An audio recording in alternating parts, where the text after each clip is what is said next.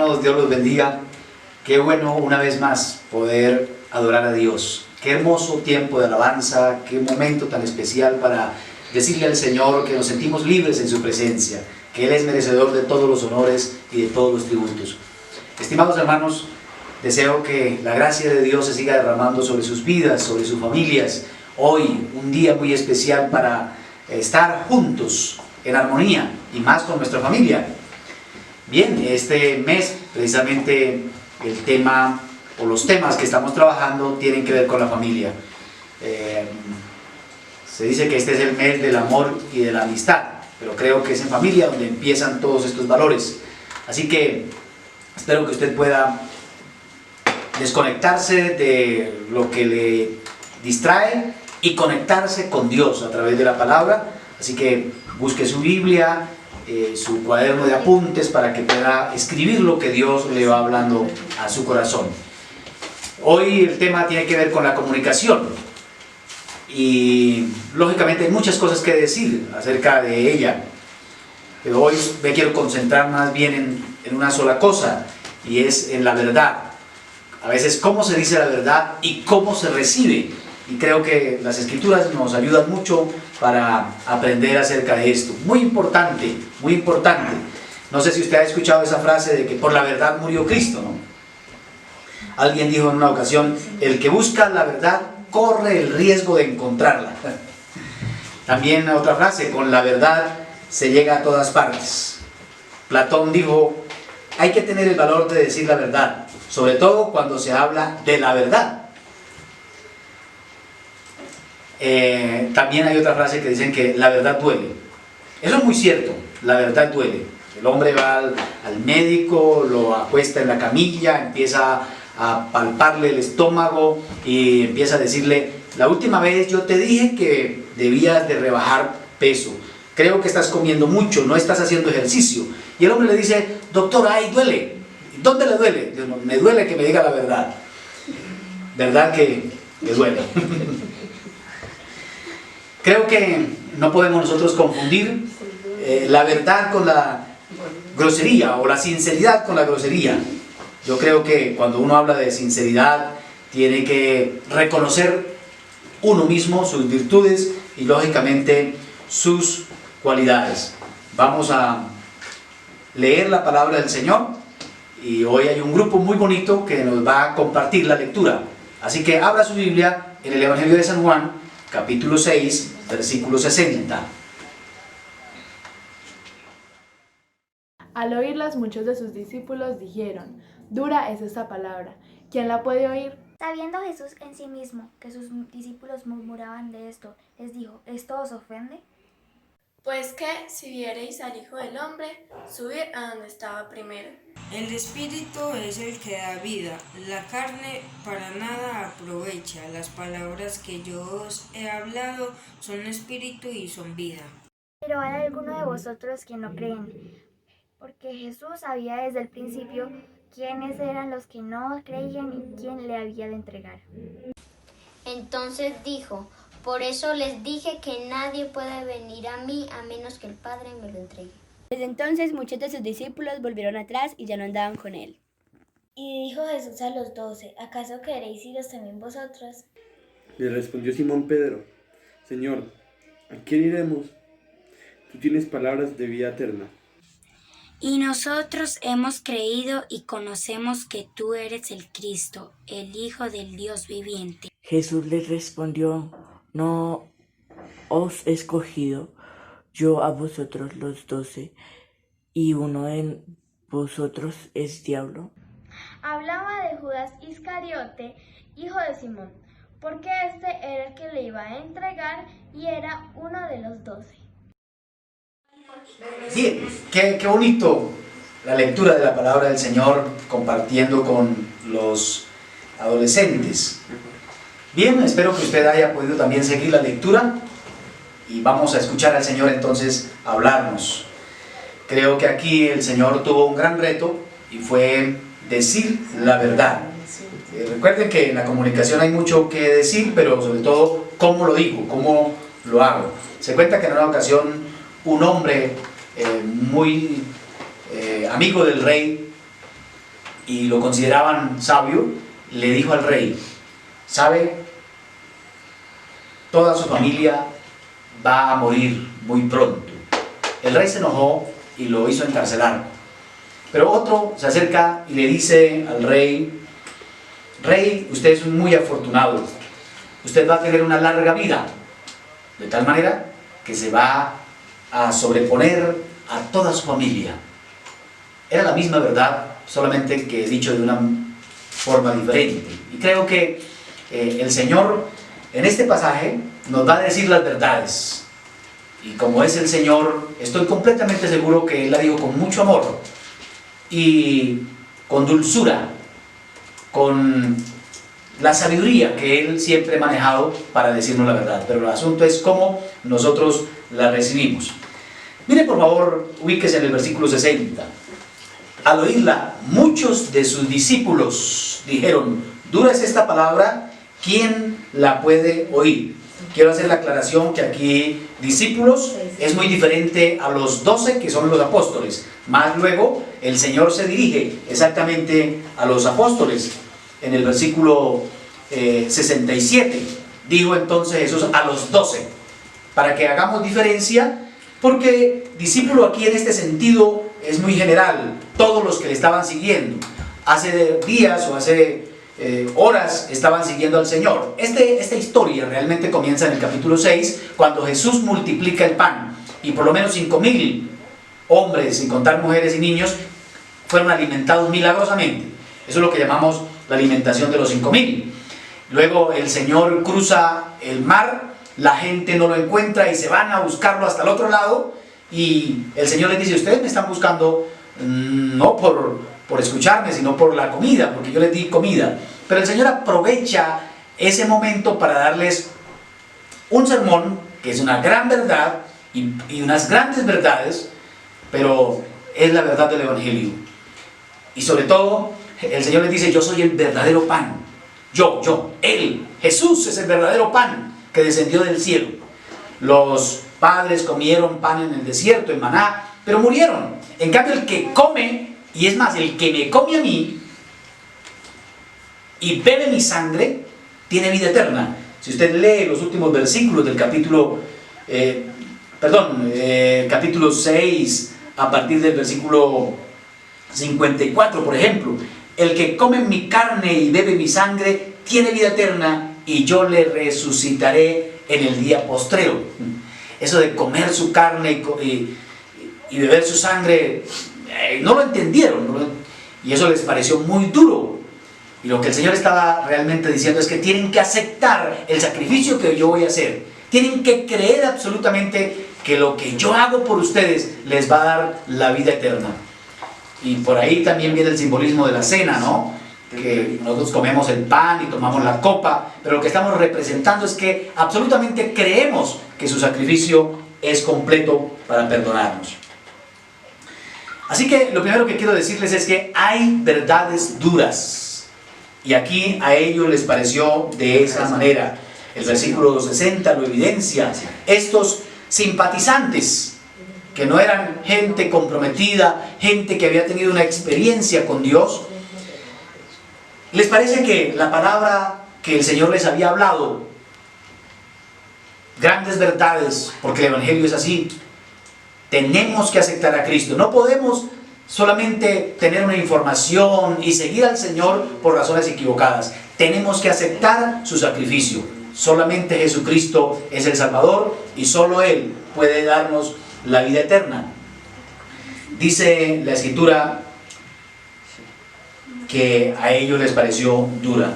Y yo quiero decirles que no hay verdades duras, porque la verdad es así, solamente que a veces es duro entenderla. Eso sí, más bien, es duro entenderla. Dice el versículo, al oírla muchos de sus discípulos. Lo que sí resulta duro es que uno no sea capaz de aceptarla, la verdad, que no sea capaz de asimilarla, que no sea capaz de entenderla. Duro es ofenderse por la verdad. A veces no estamos preparados nosotros para recibirla y le echamos la culpa a la verdad, a la persona que está comunicando. Y de paso quiero decirles, amados, que lo primero que tenemos que revisar es nuestro corazón. En familia tenemos la oportunidad de compartir y de escuchar cosas. Y a veces es duro que la gente nos diga la verdad. Y también nos ofendemos. Pero lo que está evidenciando es que dentro de nosotros hay orgullo, que hay conceptos, que hay cosas que nosotros ya tenemos marcadas y que no queremos que nadie nos mueva, que nadie nos señale, que nadie nos diga. Por eso, en primera medida quiero decirles que la verdad sí es dura, pero ¿cómo la recibimos nosotros? Si nos ofendemos es porque hay cositas dentro de nosotros que necesitamos aprender a manejar. Eso es lo primero que quería decirle. Y sí, lo segundo que quiero decirles es que hay verdades que ofenden, y hay personas que se ofenden. Pero a mí me gusta mucho que el Señor conocía, dice el versículo 61, sabiendo Jesús en sí mismo que sus discípulos o seguidores murmuraban de esto, les dijo: ¿esto os ofende? Pues qué, si viereis al Hijo del Hombre subir a donde estaba primero.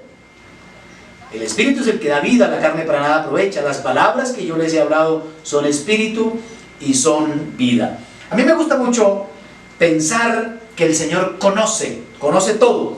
Ellos murmuraban por ahí, pero no se atrevían a decirlo de frente, ni mucho menos se atrevieron a pedir una explicación. Qué terrible es la murmuración.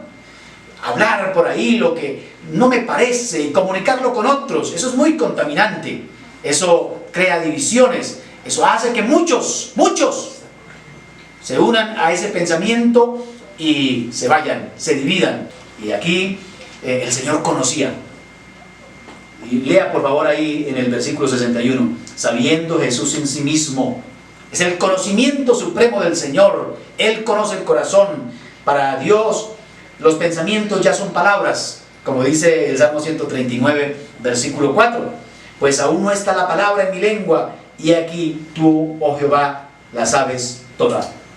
Nosotros debemos tener cuidado no solamente con lo que decimos, sino también con lo que pensamos de otros. Porque Dios conoce el corazón. El Señor conoce. Y no solamente conocía lo que la gente estaba pensando y murmurando, que de paso la murmuración es terrible. El pueblo de Israel murió mucha parte o gran parte por la murmuración. Nunca fueron capaces de ir a Moisés a decirle lo que les molestaba. En este caso, seguro que si le hubieran preguntado al Señor: Señor, por favor, explícanos un poquito más esto de comer su carne, qué significa, el Señor les hubiera explicado. Pero ellos prefirieron el camino de la murmuración. Y eso, repito, daña a otros, de tal manera que no fue uno. Y estoy seguro que inició con uno. Pero no fue uno lo que se fueron, muchos. Porque tristemente estas murmuraciones y las cuestiones en el corazón no arregladas contaminan. Cuando un miembro de la familia no se siente a gusto por la palabra de alguien y de pronto lo comenta con el otro, tratando de ganar adeptos, y eso sucede. Dañamos el corazón de otros. Lo terrible que es la murmuración en la familia o en la comunicación. El Señor también sabía cómo responderles, porque Él lo sabe todo. Y Él les dijo: ¿qué tal que yo les dijera no solamente que voy a morir, sino que voy a resucitar y que voy a volver otra vez? Por favor, mire lo que dice el versículo 62. Pues qué, si les ofendía eso, pues qué, si vieres al Hijo del Hombre subir a donde estaba primero. Es decir, que Él iba a ascender al cielo para ir al Padre. Si no podían creer que iba a morir por el pecado de la humanidad, ahora mucho menos que Él iba a subir al cielo. Eso era declararse Dios. Y muchas veces nos ofendemos con las verdades del Evangelio. En el versículo 64, aquí el Señor conoce y dice: pero hay algunos de vosotros que no creen. El gran problema que ha dañado a la humanidad es la incredulidad. Porque Jesús sabía desde el principio quiénes eran los que no creían, y también conocía quién le había de entregar. Vuelvo a repetir Nosotros no podemos ponernos en el lugar de Cristo que conoce el corazón. El único que lo puede hacer es Dios. Y aquí tenemos que evitar otro error, y es juzgar a las demás personas. A veces damos por sentado cosas que no son. Y nos convertimos en dioses, tratando de adivinarle el pensamiento y la intención del otro. Solamente lo pudo hacer Cristo, porque Él sí conocía quién, qué pensaba la gente, quién le iba a entregar, quiénes no creían. Pero nosotros, mientras estemos en esta tierra, tenemos que tener un corazón muy sano y entender que eso de conocer lo íntimo del corazón es una prerrogativa de Cristo Jesús.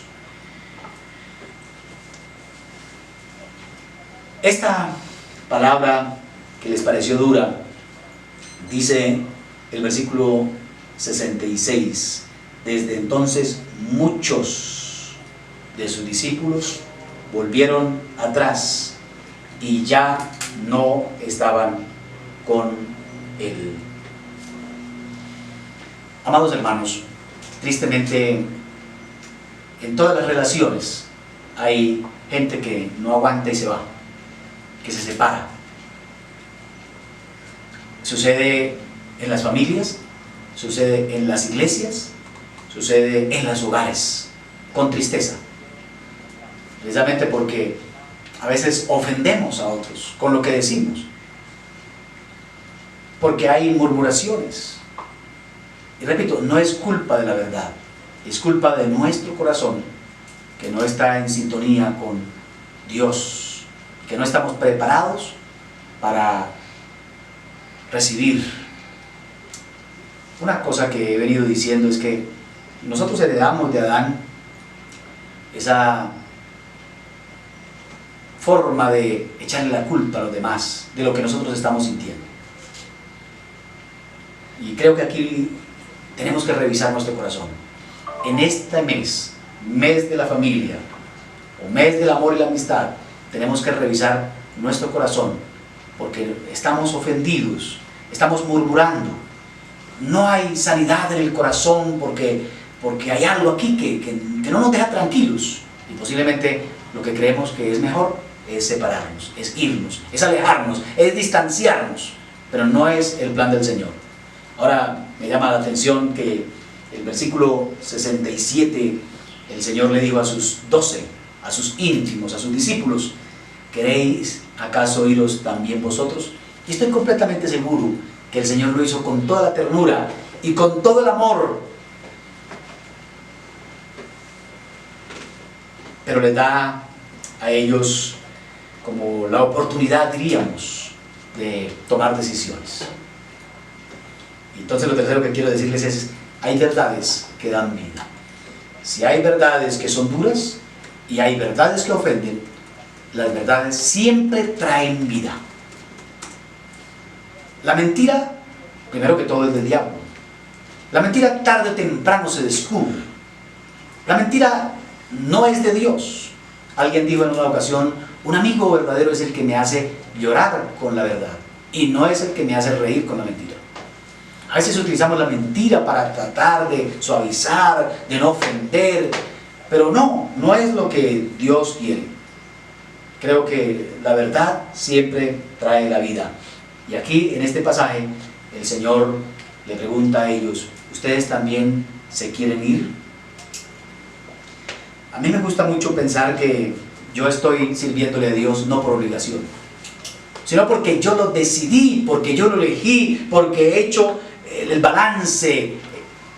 He podido ver que lo mejor que uno puede hacer es servirle a Dios. Y yo quiero decirle: Dios no quiere a nadie sirviéndole por obligación. Si podemos llamar en esta vida o en esta batalla cristiana, los soldados del Señor somos voluntarios.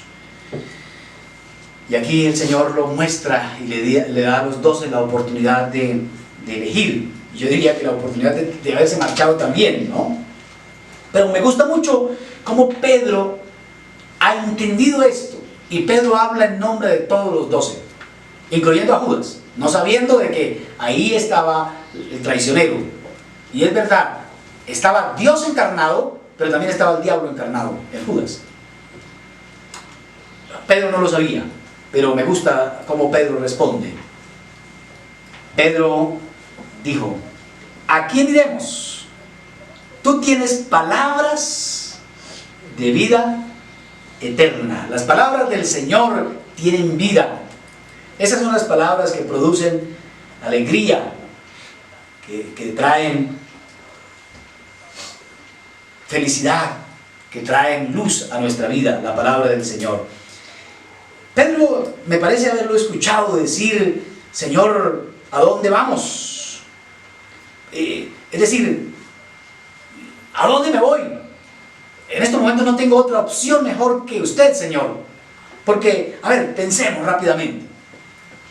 Regresar atrás de ser un seguidor de Cristo sería regresar al mundo. Y el mundo siempre engaña. Regresar al pecado, el pecado trae la muerte. Así que lo mejor que uno puede hacer es permanecer en Cristo. Pedro había entendido, y a mí me parece que esta respuesta que Pedro da responde a varias preguntas.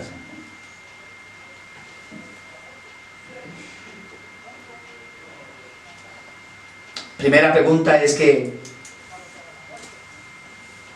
no hay un lugar ni nadie más mejor que Cristo Jesús. Que las palabras que Él habla son las que nos traen a nosotros la vida. Permítame pensar un poco que Pedro fue muy diferente a las demás personas. Las mismas palabras las había escuchado, pero las palabras que ofendieron a unos, Pedro las pudo asimilar y pudo decir lo siguiente: nosotros, incluyendo a Judas, hemos creído y conocemos que tú eres el Cristo, el Hijo del Dios viviente. No está hablando de una decisión ciega y reflexiva. Me parece que es una decisión consciente. Y es que cuando uno conoce a Dios, cuando uno conoce al Señor, verdaderamente no se quiere alejar, porque fuera no hay nada mejor para uno escoger. Creo que todos los que hemos tenido una experiencia con Dios, que conocemos a Cristo, nunca nos apartaremos. Pero me parece que las demás personas no tenían una realidad, no habían conocido verdaderamente. Y aquí hay una palabra que quiero resaltar: lo importante que es el conocimiento. Dios: conoceréis la verdad, y la verdad os hará libres. Conocer a una persona es lo que más demanda tiempo. Conocer a la otra persona con la que vivimos demanda tiempo. Pero para eso se necesita también un corazón humilde, dispuesto a sacar tiempo. Uno no puede conocer a una persona de la noche a la mañana. Hay que convivir. Realmente los que lo conocen a uno tal cual son las personas con las que uno vive. El Señor caminó con los discípulos lo vieron a Él, que se levantaba en la mañana a orar, lo vieron cómo hablaba con la gente, cómo ayudaba, cómo se interesaba, cómo se dolía por el que sufría, por los muertos y los resucitaba. Ellos realmente pudieron conocer verdaderamente al Señor. Si uno lo conoce, termina amándolo. Y por dura que pueda ser la palabra, pues no se va a apartar del Señor. Igual pasa con las relaciones en familia. Cuando uno conoce y sabe que las personas con las cuales uno convive son buenas, porque en fin y a cabo uno mismo las escogió. El caso de la pareja, ¿no? El caso del cónyuge. Entonces creo que conocer le ayuda a uno para poder entender las acciones y las reacciones de los demás. Hermanos, hay verdades duras, hay verdades difíciles de entender y que ofenden, pero también hay verdades, y es así que la verdad siempre va a traer vida. Pero trae vida cuando uno ha dedicado el tiempo para conocer a los demás, para saber quiénes son exactamente. En este caso, Pedro podía decir, nosotros hemos creído y conocido que tú eres el Cristo. Mire, Pedro había podido experimentar que Jesús no era un hombre normal, ordinario, no era un hombre como los demás, era el Hijo del Dios viviente. Qué bueno que uno pueda tratar de descubrir las cualidades que tienen otros. A veces uno se concentra mucho es en los defectos, en las debilidades de los demás, para sacarlas siempre en cara. Eso es terrible en la familia y en la comunicación. Pero qué bueno uno poder descubrir quién es verdaderamente el otro y lo bueno que tiene el otro. Y aquí termina el Señor interviniendo a Pedro y le hace una observación, y para mí una observación triste, una observación melancólica, porque el Señor, porque Pedro había dicho nosotros, incluyendo a Judas, pero mire lo que dice el versículo 70. Jesús le respondió: ¿no os he escogido yo a vosotros los 12 y uno de vosotros es el diablo? ¿O es diablo? Y el versículo 71, que esta es la observación de Juan, que es el que está escribiendo, Juan aclara, interpreta, hablaba de Judas Iscariote, hijo de Simón, porque este era el que le iba a entregar, dice, y era uno de los 12.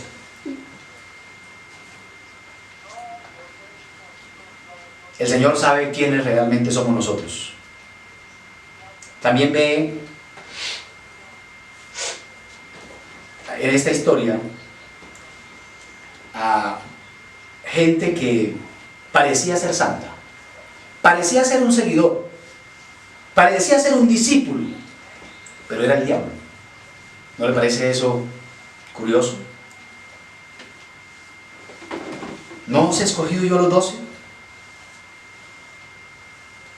Hay gente que está en el ministerio,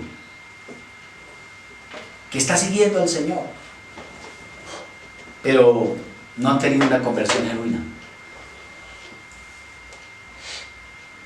Yo creo que todos nosotros debemos tener una experiencia personal con Dios para poder asegurarnos de nunca abandonarle. Nosotros podremos engañar a Pedro, a Juan, a los otros apóstoles, pero a Jesús nunca. Pedro estaba engañado. Todos nosotros hemos creído y conocemos que tú eres el Cristo, pero el Señor sí nos conoce. Creo que hay otra enseñanza, y es que no hay iglesias perfectas. Aún en la iglesia, con el pastor perfecto, que es Jesucristo, había uno que no lo era. Por eso yo creo que no podemos rechazar la compañía de los 11 por uno que es el diablo. Quiero concluir con algunas apreciaciones y espero que ustedes las puedan anotar a manera de conclusión. Y como lo primero que quiero decirles es que, para resumirles, no hay palabras duras de entender, sino duras de aceptar. Si usted es una persona sabia, aún de la crítica fuerte, mordaz, destructiva que nosotros llamamos, aún ahí hay verdades que usted como persona sabia debe asimilar en su corazón. Porque la verdad, lógicamente, se debe de decir con amor, se debe de decir con valentía, con mucha misericordia, pero hay gente que no la tiene, pero seguirá siendo la verdad. Así que lo primero que quiero decirles es, cuando una persona es sabia, sabe escuchar y sabe poner en práctica esa verdad.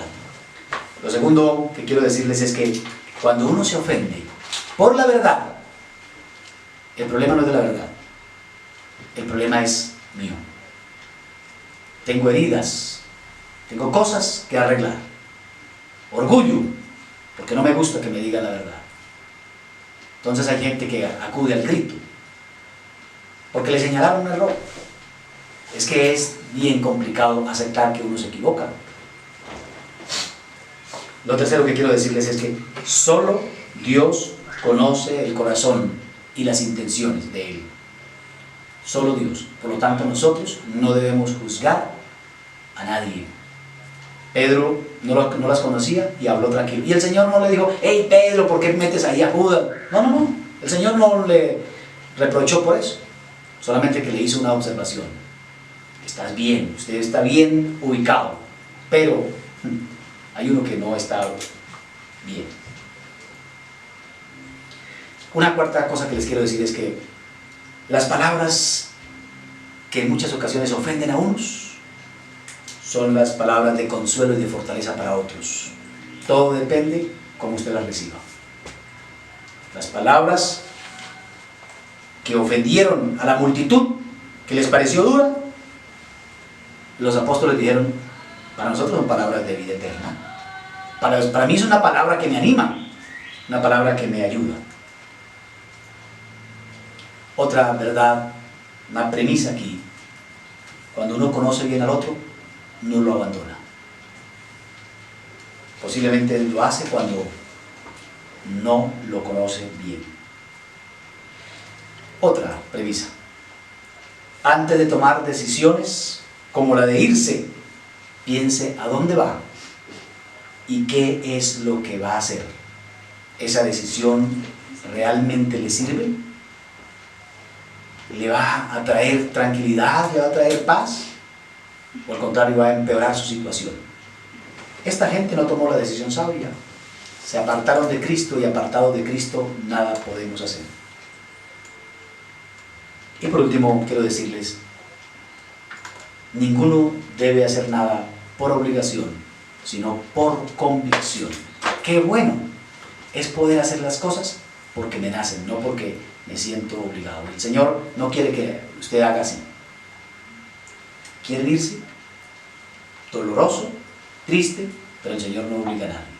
Y creo que la capacidad más grande que Dios nos dio fue la capacidad para elegir. Amados hermanos, espero que en medio de todos estos pensamientos que yo les di hoy, usted pueda escribir y pensar en cosas que le van a ayudar en su vida familiar y en la comunicación familiar. Vamos a escuchar un testimonio, pero antes de escucharlo, no quiero que se desconecte porque yo quiero orar. Motivar a los hermanos, si alguno tiene un testimonio de lo que Dios ha hecho en este tiempo de cuarentena, cómo Dios le ha sustentado, le invitamos para que nos escriba y así podamos nosotros compartir todas las bendiciones del Señor.